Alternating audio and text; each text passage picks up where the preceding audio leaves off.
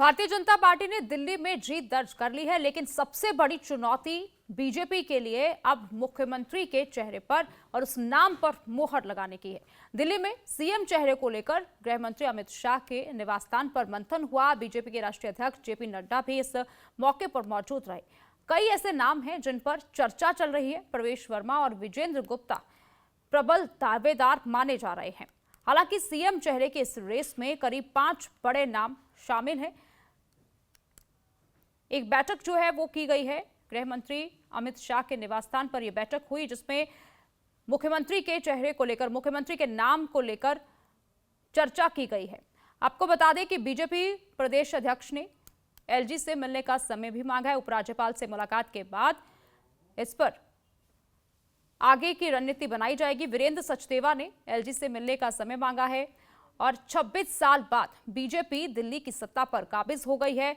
अब बारी है मुख्यमंत्री चुनने की। 5 नाम रेस में सबसे आगे हैं। वो कौन से नाम हैं और क्यों उनकी दावेदारी इतनी मजबूत मानी जा रही है, ये अब आपको दिखा देते हैं। सबसे पहले 5 चेहरे देखिए जो सीएम रेस में हैं। पहला, प्रवेश सिंह वर्मा, दिल्ली का सबसे बड़ा जाट चेहरा है। प्रवेश वर्मा पूर्व सीएम साहिब सिंह वर्मा के बेटे हैं। पश्चिमी दिल्ली से लगातार 2 बार सांसद रहे हैं। 2019 में 5,78,000 वोट से चुनाव जीत चुके हैं और 2025 में पूर्व सीएम अरविंद केजरीवाल को 4,099 वोटों से हराकर अब ये प्रबल दावेदार बने हैं। दूसरा चेहरा मनोज तिवारी का। इसके बाद मनजिंदर सिंह सरसा एक बड़े नाम हैं। स्मृति ईरानी भी इस रेस में शामिल बताई जा रही हैं और विजेंद्र गुप्ता भी इस रेस में शामिल बताए जा रहे हैं। मेरे साथ इनपुट हेड प्रमोद शर्मा जुड़ गए हैं। प्रमोद जी, दिल्ली की अगर बात करें तो अब सबसे बड़ी चुनौती बीजेपी के लिए ये नजर आ रही है कि मुख्यमंत्री के तौर पर किस नाम पर मुहर लगाई जाए। क्या कुछ अपडेट आ रहा है दिल्ली से? देखिए निशा, सबसे पहले तो मैं इस बात को क्लियर कर दूं कि बीजेपी के सामने कोई ऐसी चुनौती नहीं है कि अब किसको सीएम चेहरा बनाया जाए। ये एक सामान्य प्रक्रिया होती है, लेकिन बीजेपी पार्टी विद डिफरेंट जो वो कहते हैं कि आप देखो, पिछले अगर 4-5 राज्यों के चुनावों पर नजर डाली जाए तो जिनको सीएम चेहरा माना गया या जिनकी लीडरशिप में चुनाव लड़ा गया वो कोई भी मुख्यमंत्री नहीं बना। मध्य प्रदेश में शिवराज चौहान के नेतृत्व में पार्टी चौथी बार सत्ता में आई, लेकिन शिवराज चौहान को मुख्यमंत्री नहीं बनाया गया। बाद में उनको लोकसभा लड़ाकर केंद्र में ले आए, केंद्रीय कृषि मंत्री बना दिया।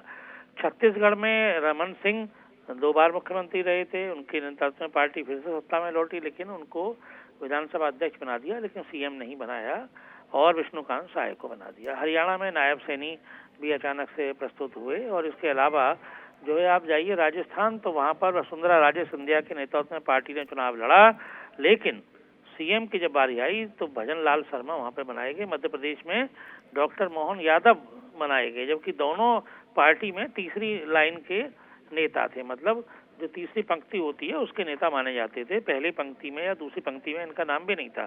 तो बीजेपी अचानक से अपनी ऐसे नेता को मुख्यमंत्री बना देती है जो जिसका रिकॉर्ड पार्टी के प्रति अच्छा रहा हो। जहां तक 5 बड़े चेहरों की हम दिखा रहे हैं तो इसमें ये स्वाभाविक है कि प्रवेश वर्मा का दावा सबसे बड़ा है। इसके अलावा मनोज तिवारी का भी, क्योंकि वो लगातार तीसरी बार सांसद भी बने हैं, वहाँ से पार्टी के प्रदेश अध्यक्ष भी रहे हैं और करीब 25% पूर्वांचल मतदाता दिल्ली में हैं, तो इस नाते उनकी दावेदारी है। लेकिन मेरे पास जो जानकारी आ रही है वो यही है कि जो पार्टी के विधायक हैं उनमें से किसी को मुख्यमंत्री बनाया जा सकता है। मनजिंदर सिरसा को इसलिए दौड़ में शामिल किया गया है क्योंकि वो एक सिख समुदाय के बड़े नेता हैं और पंजाब में पार्टी की हालात अच्छे नहीं हैं, ताकि दिल्ली के से जो है एक सिख को अगर मुख्यमंत्री बना दिया जाता है तो पंजाब में इसका एक बहुत ही पॉजिटिव एक रिस्पांस मिलेगा पार्टी को, ऐसा पार्टी के कुछ नेताओं का मानना है। इसके अलावा भी और कई नाम हैं और जो बन सकते हैं। प्रदेश अध्यक्ष वीरेंद्र सचदेवा का भी नाम चल रहा है। जैसे आपने बताया है कि क्योंकि बीजेपी हमेशा ही चौंकाती है, वो कई ऐसे नाम लेकर सामने आती है और मुख्यमंत्री तक पहुंचा दिया जाता है वो कार्यकर्ता जो तीसरी पंक्ति का आपने जैसे बताया। अब 2027 में पंजाब के चुनाव हैं तो मनजिंदर सिंह सिरसा का नाम क्या इसीलिए इस लिस्ट में आ रहा है? क्या पंजाबी वोटर्स को साधने की तैयारी बीजेपी कहीं ना कहीं करेगी? बिल्कुल, पंजाबी वोटर्स को साधने की पूरी कोशिश होगी और जो रिजल्ट आया है इसमें से 3 बड़े जो सिख चेहरे हैं पार्टी के वो चुनाव जीत के आए हैं। पहला मनजिंदर सिंह सिरसा, जो राजौरी गार्डन से चुनाव जीते हैं, अरविंदर सिंह लवली जो कांग्रेस के प्रदेश अध्यक्ष रहे, उनके कैबिनेट मंत्री रहे, शीला दीक्षित सरकार में गांधीनगर से चुनाव जीते हैं। इसके अलावा जंगपुरा की जो जंग थी, मनीष सिसोदिया को हराने वाले तरविंदर सिंह मारवा भी एक नेता हैं बड़े, उनको भी मंत्रिमंडल में शामिल कर सकते हैं। ऐसा ये है कि इनके जो बहाने या ये जो जीते हैं, ये एक पूरा लाभ लेने की कोशिश होगी। पंजाब में बाकायदा हर पार्टी की रणनीति रहती है। जो हमें पार्टी के सीनियर लीडरशिप से मिली जानकारी के अकॉर्डिंग ये है कि पंजाब में आ गए इन सभी बड़े सिख चेहरों का इस्तेमाल पंजाब में बीजेपी जरूर करेगी। लेकिन प्रमोद जी, पूर्वांचल की जो वोटिंग है वो बहुत ज्यादा होती है दिल्ली के विधानसभा चुनावों में। क्या लगता है बीजेपी इतना बड़ा रिस्क लेगी कि पूर्वांचल के लोगों को नाराज कर किसी पंजाबी को ये जो सीट है वो दी जाए, या इतनी बड़ी जिम्मेदारी सौंपी जाए? रिस्क की बात है तो जैसा कि मैंने कहा, अभी हाल फिलहाल ना तो लोकसभा चुनाव होने हैं, ना दिल्ली में 5 साल से पहले चुनाव होने की कोई संभावना है। तो ये जरूर है कि पूर्वांचल के बहुत वोटर हैं, और जो चुनाव के जो मुद्दे होते हैं, जो बिहार को ध्यान में रखते हुए जो बजट है, केंद्रीय बजट, उसमें विशेष ध्यान दिया गया, क्योंकि आगे पूर्वांचल के बहुत सारे वोटर जो बिहार से काम धंधे की तलाश में आए, पूर्वी उत्तर प्रदेश से आए, झारखंड से आए, और वो दिल्ली में ही बस गए। तो जिनका दिल दिल्ली में, परिवार बिहार, झारखंड या पूर्वी उत्तर प्रदेश में रहता है, पीएम खुद ये कहते हैं कि मैं सबसे बड़ा पूर्वांचली हूँ, क्योंकि मैं बनारस से सांसद हूँ और मैं पूर्वांचल का प्रतिनिधित्व करता हूँ। तो कहीं ना कहीं ये बात तो पार्टी या पीएम के लेवल पर है कि दिल्ली में पूर्वांचल के जो नेता हैं उनको इग्नोर करना ठीक नहीं है। लेकिन जैसा कि मैंने बताया कि जो मनोज तिवारी हैं और भी 1-2 नेता हैं पूर्वांचल के, जिनको पार्टी ने हमेशा महत्वपूर्ण भूमिका में रखा है। पिछली जो लोकसभा चुनाव हुआ तो उसमें दिल्ली के 6 सांसदों के टिकट काटे गए, लेकिन मनोज तिवारी एकमात्र ऐसे नेता हैं जिनको फिर से रिपीट किया गया और वो जीतकर भी आए। तो कहीं ना कहीं जो है ये है कि पूर्वांचल का ध्यान तो रखा ही जाएगा। अब दिल्ली क्योंकि छोटी विधानसभा है तो उसमें 6 ही मंत्री और मुख्यमंत्री को मिलाकर जो है रहते हैं 5-6 मंत्री। तो पूर्वांचल का प्रतिनिधित्व कोई करे, ऐसे किसी नेता को जरूर मंत्रिमंडल में रखा जाएगा। और जैसा कि मैंने कहा कि मनोज तिवारी जाहिर तौर पर सीएम की दौड़ में, क्या किसी महिला को ये जिम्मेदारी मिल सकती है? क्योंकि बांसुरी स्वराज, उनका नाम भी आ रहा है, स्मृति ईरानी का नाम भी आ रहा है, क्या लगता है आपको? जहाँ तक बांसुरी स्वराज का सवाल है तो बांसुरी स्वराज पहली बार चुनावी राजनीति में आई और पहली बार की सांसद है। उनके पास किसी भी प्रशासनिक उस तरह का अनुभव नहीं है सियासत में। अभी वो बहुत जल्दबाजी हो रही है, हालांकि कुछ सोशल मीडिया या मीडिया में इस तरह की कयास लगाए जा रहे हैं, लेकिन मुझे कहीं नहीं लगता कहीं से भी जो बांसुरी स्वराज है वो सीएम पद की दौड़ में शामिल है।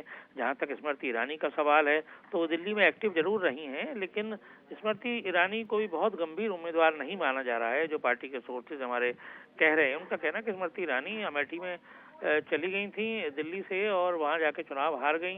उन्होंने वहां काम किया, वो अभी अमेठी में ही जमे रहना चाहती हैं, वहां के लोगों से लगातार वो संपर्क में भी रहती हैं।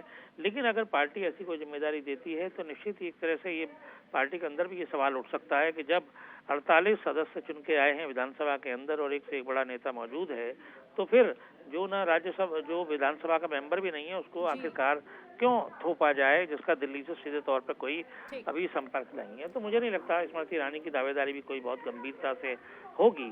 तो इसके अलावा जो बड़े चेहरे हैं जिनमें जैसा कि हम दिखा रहे हैं, विजेंद्र गुप्ता, मनजिंदर सिंह सिरसा, मनोज तिवारी, प्रवेश वर्मा, इसके अलावा प्रदेश अध्यक्ष का नाम भी आ सकता है, क्योंकि वीरेंद्र सचदेवा के नेतृत्व में ही दिल्ली में चुनाव लड़ा गया है। तो इनकी दावेदारी ज्यादा हो सकती है। और वैसे भी जो 5 महिला विधायक जीत के आई हैं, जिनमें से मौजूदा मुख्यमंत्री आम आदमी पार्टी की आतिशी और एक और आपकी सदस्य हैं, इसके अलावा 3 महिला विधायक भी बीजेपी की जो जीती हैं, शिखा राय जिन्होंने सौरभ भारद्वाज को हराया। तो बीजेपी के पास भी महिला लीडरशिप की कमी नहीं है दिल्ली के अंदर। और तो कुल मिलाकर लेकिन उनको ये हो सकता है मंत्रिमंडल में जगह दिया जाए, लेकिन फिलहाल मुझे ऐसा कोई बड़ा नेता दिख नहीं रहा है जो और शामिल में हो। दुष्यंत गौतम जरूर दलित समुदाय से आते थे लेकिन वो चुनाव हार गए। रमेश भिदुड़ी भी एक दावेदार हो सकते थे लेकिन वो भी चुनाव हार गए। ठीक है प्रमोद जी, बहुत बहुत शुक्रिया आपका इस सारी जानकारी के लिए। जो 5 चेहरे हम आपको दिखा रहे हैं जो सीएम मुख्यमंत्री की रेस में आगे चल रहे हैं। प्रवेश सिंह वर्मा एक बड़ा नाम है, मनोज तिवारी, मनजिंदर सिंह सिरसा को क्या मुख्यमंत्री बनाया जा सकता है? दिल्ली के बहाने पंजाब को साधने की कोशिश क्या बीजेपी करेगी? एक बड़ा सवाल है।